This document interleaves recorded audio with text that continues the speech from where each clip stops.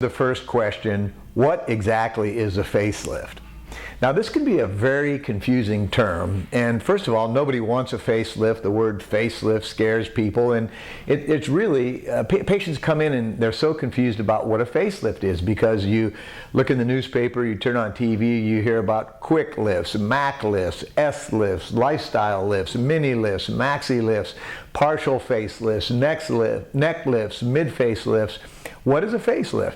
A facelift, by definition, is a procedure that's about 100 years old, and it is also called a rhytidectomy.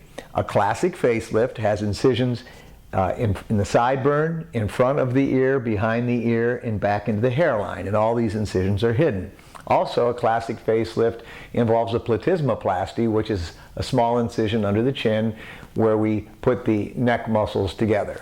So that's what a facelift is. Next question is, what does a facelift do? Again, it's very confusing because some people come in and they say, well, am I getting a full facelift? Is that opposed to half of a facelift?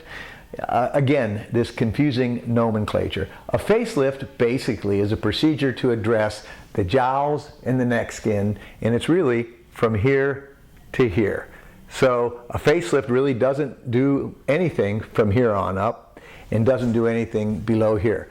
So it is about from this area to this area. And the main job of a facelift is to address jowling or tighten the jowls and to address the loose neck skin that we get. So a facelift does this. Now patients come in all the time and they say, hey, I look in the mirror, doc, can you just do this? And one thing you have to understand is there's no procedure that does that. And actually you'd look pretty funny if you did that. So a facelift, to review this, is a procedure with incisions in front of and behind the ear and under the chin. It addresses the jowls and neck skin from here to here. Now, it's not uncommon with a facelift that a patient may have a brow lift, eyelid surgery, facial implants, or laser resurfacing.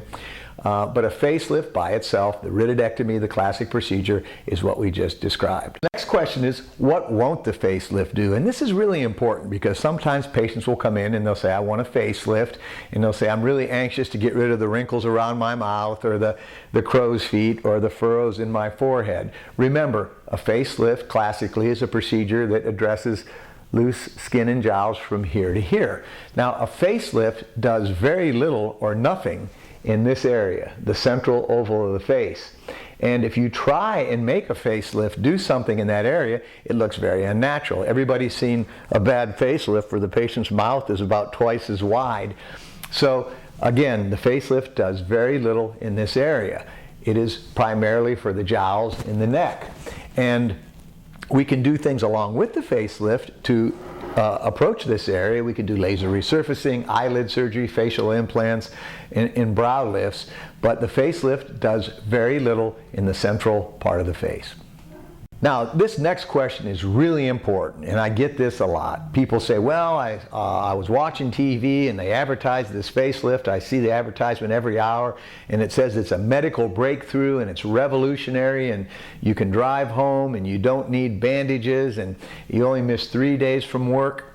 Listen, if something sounds too good to be true, it is. The consumer has to be very careful. There's a huge trend out right now for to sell or promote facelifts that are very simple, very easy, and you got to remember, you get what you pay for, not in money, not in dollars, but in recovery. I can do a facelift on anybody and do a very short lift with a very short scar and have a small recovery, but you know what? It's gonna, in 18 months, their aging is going to come back. So you have to understand the difference. It's apples and oranges, all right? When you start changing the classic facelift, and remember the classic facelift is incisions in front of the ear, behind the ear, into the hairline, and the platysmoplasty. When you start eliminating any part of this procedure, you're going to pay for this in loss of longevity and not being able to be as tight as it can for as long as it can. So when you see these real small lifts, and there's many of them out there, what happens is the doctors, they don't do the platysmoplasty. Don't let anybody tell you you don't need to do that procedure, because we've been doing this for a century. That's an extremely important part of facelift surgery, and when I show the movies in the later part of this video, you'll see why. So if you're not getting a platysmoplasty, you're missing out on the neck to be as tight as it can for as long as it can. The second big thing that people leave out is this incision behind the ear. And this is about maybe a 4-inch incision, and it's hidden in the hairline. Yet many surgeons say, well, you don't need that incision, and so they eliminate that incision. Well, if you eliminate the platysmoplasty, you eliminate that posterior incision, yeah, you're going to be able to do a quicker facelift with less recovery, and people will get back to work quicker. But their result is going to suffer. They are not going to be as tight as they could be and as natural looking as they could be.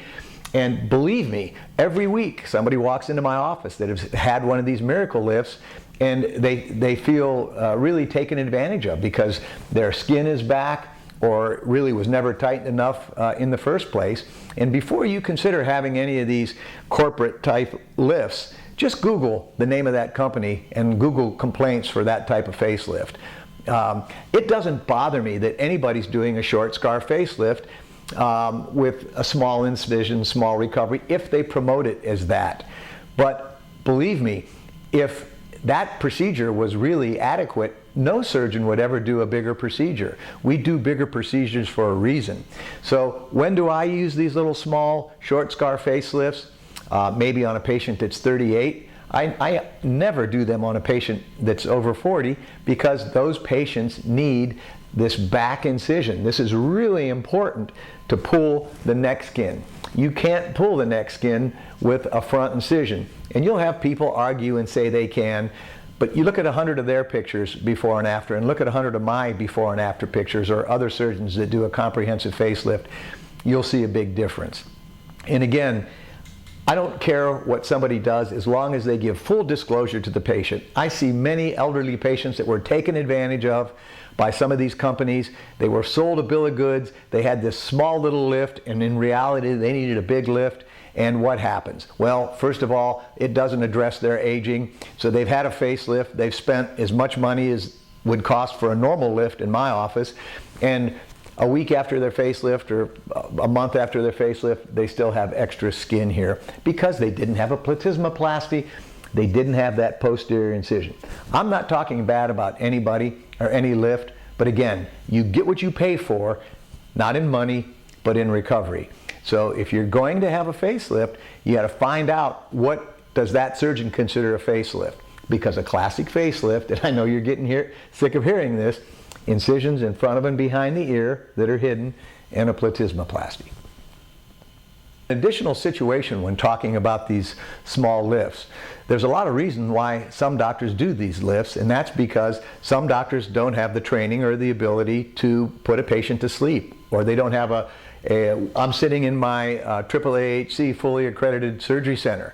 Accreditation is very difficult and very expensive to maintain. However, we can bring somebody in here and sedate them or put them to sleep. So some doctors don't have the training or the ability to do that. Therefore, they have to do everything awake. And other doctors may not have experience to do a bigger lift. And listen, we all had to start out with small lifts because that's how we learn. And there's nothing wrong with a small lift if you have small aging.